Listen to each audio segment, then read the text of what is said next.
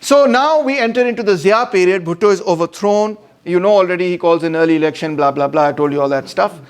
Zia comes to power. And here's where the irony is that, I'm sure, a lot of you were laughing when I was showing that video of Zia. And a lot of you would like the Ziaul Haq to not be, the Zia period, to not be economically successful and to be a bit of a flop. But the opposite is, in fact, the case. Zia ends up being the leader, the single individual that has led this country for the longest time period of any leader in Pakistan. And from Zia period onwards, you see that Pakistan moves back into the sort of old way of doing things, that is the Ayub way of doing things. It goes to the International Monetary Fund, structural adjustment policies, etc., begin in this period, and then continue from the Zia period all the way up to today. So the whole economic policy from this period onwards is mainly only dictated by the IMF. This is, of course, a return of high growth of rate, return of business confidence. Islamization is mainly used as a tool and a political weapon to make sure that the left kind of populism of Zulfikar Ali Bhutto does not come back to power. That's really the main aim. Akbar Noman calculates that that Pakistan's GDP grew by 6.5%. This is faster than Korea, China, Hong Kong. Only slower than Korea, China, Hong Kong. Those are the only countries going faster. And I remember this very well because although everybody, a lot of people hated Ziaul Haq, etc., but everybody was also making a lot of money in the Zia period. And, and you saw that. You saw these across Lahore, these new houses come up, etc. They were mostly white. We used to call them powder palaces. We used to call them powder palaces because we thought that they were financed by the sale of heroin, which always was a huge trade going on between Afghanistan and Europe, etc., heroin trade, etc., etc. Naqvi and Sarmad calculate that the growth rates are up to 7% if you look at the period from 78 to 86. World Bank similarly estimates that manufacturing on its own grew by 9.5% between 77 and 86. Investment in middle and large-scale industry grew at 18.2%. Total private investment expanded at 15.6%. So I don't expect you to remember these numbers, but the numbers are important, at least to form a general picture that, look at the picture over here, for example. Manufacturing seems to be growing at this rate almost consistently from the 1950s. That's the picture I want you to see, right? Agriculture, not so much. It doesn't grow, and then it grows very rapidly, and then the growth tapers off. Form that picture, right? And what's happening with public and private investment? Most of the investment in the 70s is public investment, and then private investment returns in the 80s. What is happening to large-scale manufacturing? Sorry that this graph is not very clear, but you can see 78 to 88, it is growing at 10%. In the fifth plan period, it's growing at 12.8%. In the sixth plan period, it is growing at 9.9%. So basically speaking, these are the different industries that come under manufacturing: beverages, tobacco, textile, food, apparel, leather, footwear, ginning and processing, etc., woodworks, furniture, paper, printing, drugs, legal ones, chemicals, petroleum, rubber, plastic, pottery, glass, etc., etc., all of these different categories. So between 76 and 86, the share of wages and salaries and values actually fell. Pakistan is becoming more capital intensive from almost 27 to 20%. The share of what's going to the working class is falling. And of course, for a while, public sector continues to dominate, and in fact even shows a very high rate of growth.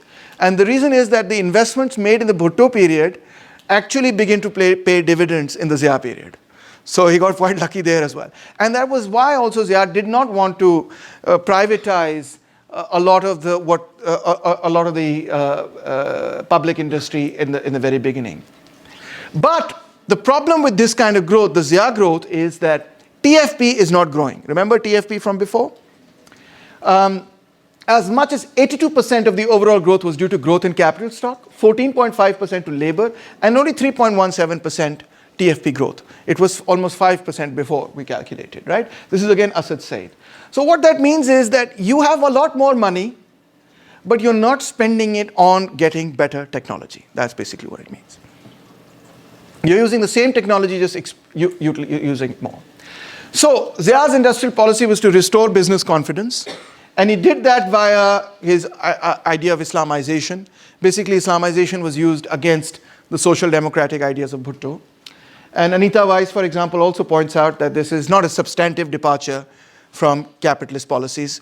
The major difference is only in riba and in interest rates, where Islamic banking system is introduced. And all the Islamic banking system does is basically it suggests that the bank is sharing in the profit and loss of the business to which it is making the loan.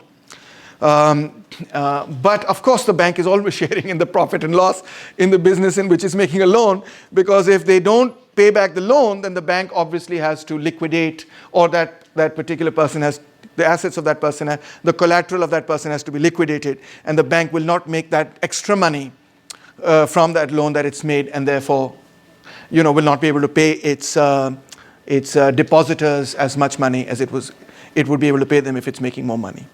Right? If you have a lot of money, what do you invest it in? This is the essential economic question, right? You can invest it in doing the same thing that you were doing before, except you do more of it. For example, let's say I was making shoes. Take it? And how was I making shoes? I was making shoes by getting lots of karigars, and they had their own peti and their own tools, and they were making those shoes, right? And now I have more money. And what do? I had 100 karigars. Now I have 500 karigars, right? They're still making the same shoes.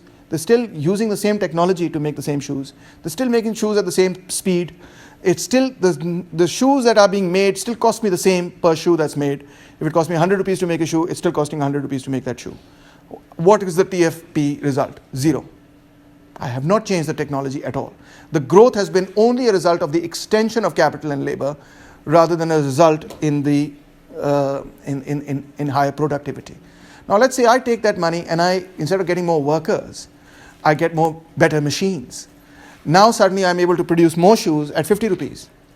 I'm using less labor per dollar that I'm investing, or per rupee that I'm investing. The output that I'm getting is actually much higher now. Now my TFP is going to go up. So how does he restore business confidence? Tax holidays, export rebates are reinstituted, low interest rates are kept very, very low. And interestingly, Ziaul Haq comes back to creating the 5-year plan, the 5th and the 6th 5-year plan. Now here's the biggest irony. I find it very ironic that the prime minister who was socialist actually never managed to implement the economic plan that they created. And the reason was, of course, OPEC. OPEC really threw the economic plan completely out of the window. There was no question of sticking to that economic plan. And the government that was more pro-market government was actually, ended up doing the planning rather than the pro-socialist government. So that's a unique irony of history. By the way, we have always had economic planning. Unlike, free market, what free marketers will tell you, had it not been for the first, second, third, fourth, fifth economic plan, the industrialization that you saw under PICIC and, PI, FDC, etc., and PIFCO, and etc., none of that could have taken off. It was always driven via the state. It was a state-led sort of form of free market enterprise. That's why also it was very, very highly monopolized. So he came and he denationalized the agro-based industries, rice husking, flour milling, and cotton ginning, etc., and also some smaller cement and engineering units, and then later some heavy chemical and cement units. But overall, actually in the Zia period, there was very little privatization. Overall, Zia did not privatize the economy. And what were the reasons for that? One was he could see, and economists could tell him, look, these industries are actually going to make money. The investment that Bhutto has done is actually going to make you money, so don't privatize. They already had running contracts, so privatizing in the middle of a contract could have a problem. And last but certainly not least, had he gone for large-scale privatization, with the popularity of Bhutto, the labor movement would have come out in hundreds of thousands. And at that time, in Pakistan, the labor movement was an incredibly strong movement. They could fill up the Mall Road with red flags. In a day's notice, they could jam up railways. If Mirza Ibrahim said tomorrow there'll be a Payya Jam Hartal, thak, all of Pakistan would come to a close. Very, very strong labor movement. Today, the labor movement isn't even a shadow of its former self. But if I ever show you the statistics of labor days lost, for example, or strikes in Pakistan, you'll see they rise up, and in the 1970s they go all the way up. And then Zia comes along and boom, they go all the way back down to almost zero. Because now he's smashing the trade unions. But he does not want to give the trade unions any, and also the student unions, but he doesn't want to give them any pretext by doing something in which the entire body of workers will come out because they think it's going to be privatized. So he doesn't privatize. And he doesn't need to either. Let's look at public sector investment. In 78, 72%, 65, 58, 52, 48. Slowly, by the time Zia's regime comes to an end, it climbs down very slowly, tapering off from 72% all the way down to under 18%. So slow decline that you can see over here. Back to the Ayub sort of model of development. By the sixth five-year plan in 1983, the IMF is now promoting the idea of deregulation as well as liberalization. And the reason why this is going on is because in South Korea, as well as in Thailand and Taiwan, and these countries are being referred to as the Asian tigers. And the strategy of the Asian tigers was not protectionism, but was what was called export-oriented growth or export-oriented industrialization. And so Pakistan wants to copy basically the Taiwanese model and create a growth pattern which is highly export-oriented. So rather than creating tariffs and barriers and protectionism, they are doing the reverse. They're trying to liberalize and deregulate. So this is the period also in which the fixed exchange rate is broken, and for the first time you get a managed float of the currency. That means you can buy currency, as in when I was a kid you couldn't buy currency.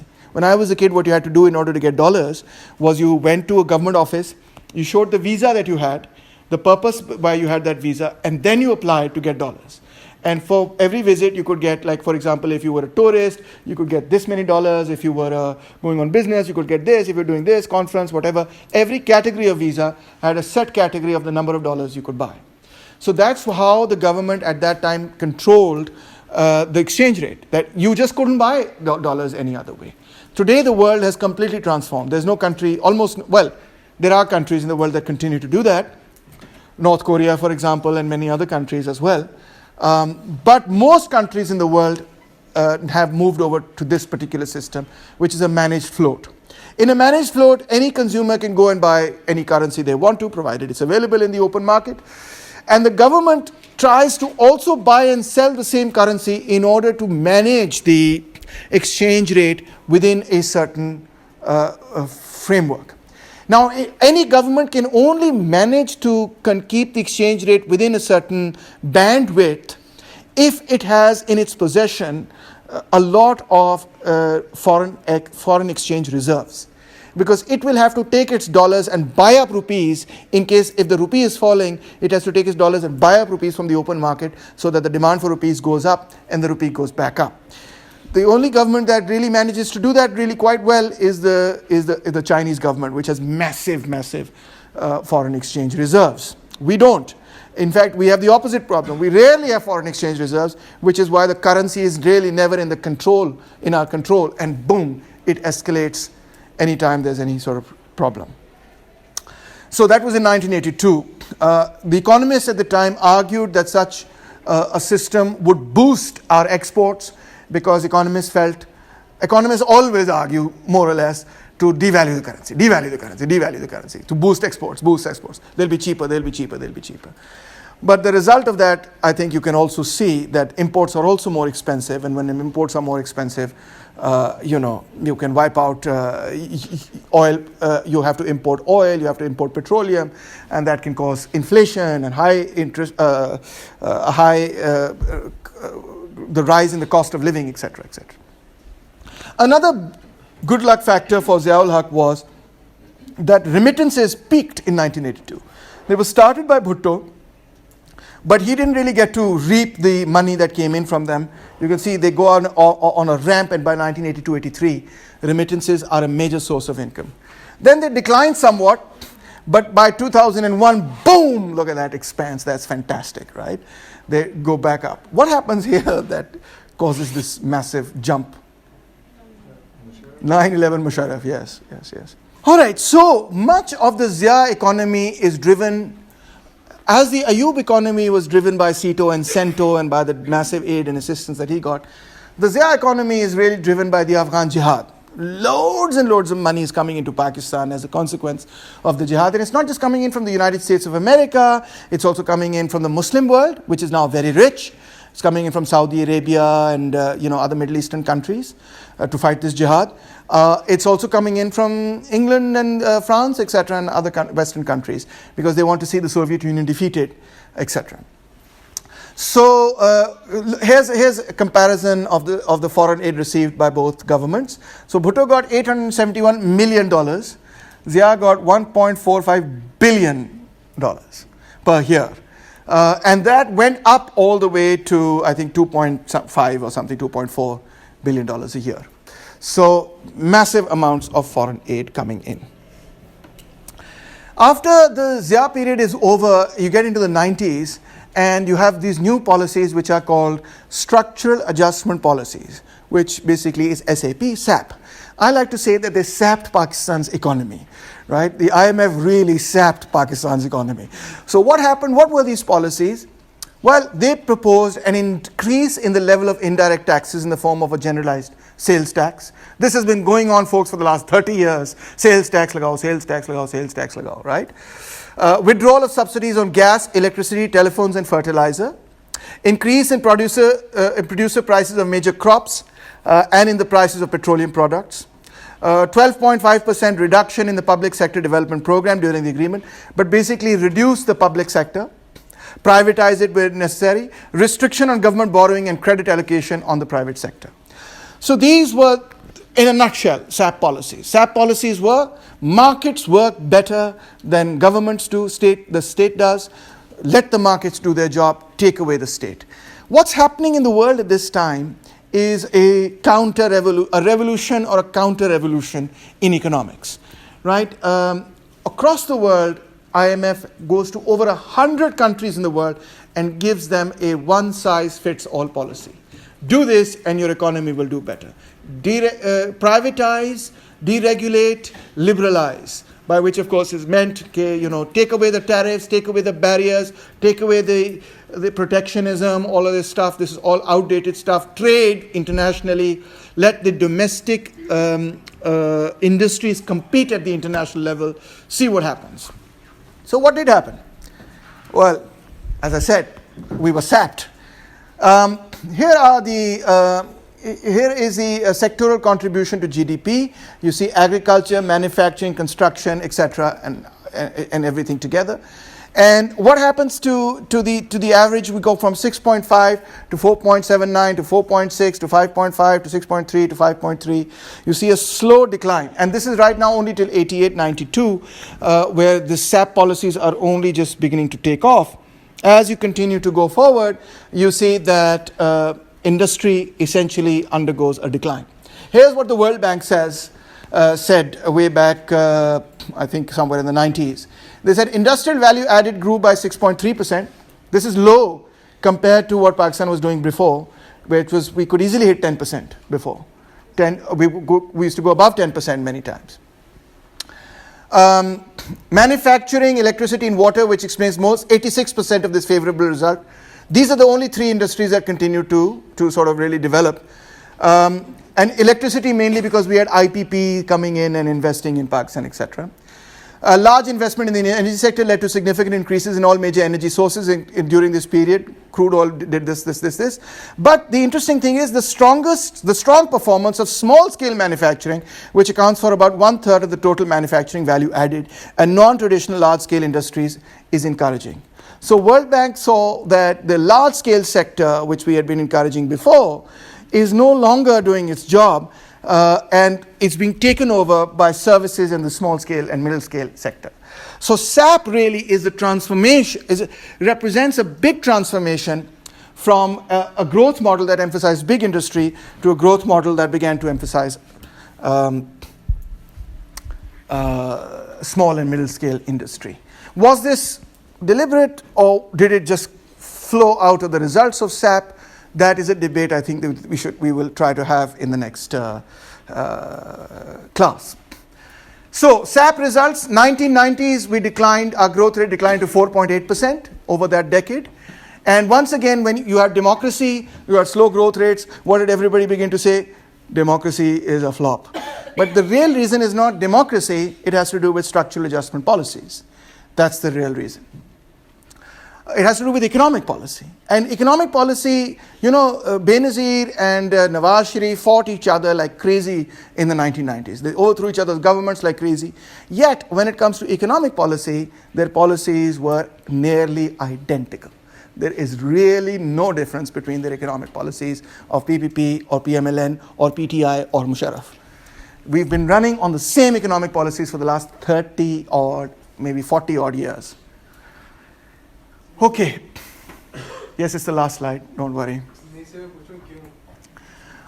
Well, that the whole Washington, it's part of the whole Washington consensus.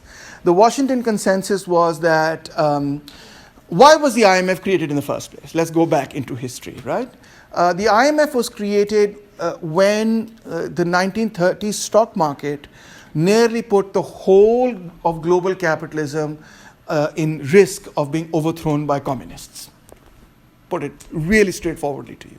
That's what they were terrified of. They were terrified that if we have another recession like the 1928-29 stock market crash and then a recession that followed, the communists are going to take over. To give you just one example, on the months that followed the stock market crash in the US, 100,000 workers became members of the Communist Party of USA as a consequence of in a matter of a couple of months.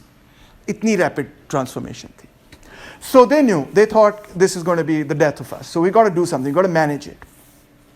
So one way to manage that, of course, was the New Deal that Roosevelt came up with. The other way was what Keynes suggested. Keynes was a very smart guy. He understood that if you leave the market to its own devices, you are going to have these big swings in output, etc. You're going to have massive, massive swings. You just cannot avoid it. And if you have another massive swing like this, then it's bye-bye capitalism. So to make sure that capitalism doesn't do this, up and down, you have to smooth it out. And the only way you can smooth it out is by bringing in the state sector in a huge and big way. Bring in the state sector, because when the market goes down, the state sector will jump in, buy stuff, invest in stuff, create stuff, pulling the economy back up again. It will pull up aggregate demand again, right? And then when we are in a really good period, then you can tax people and so on and so forth, take money away from them. And then when you go into recession, pull it up. Make the state pull up the market.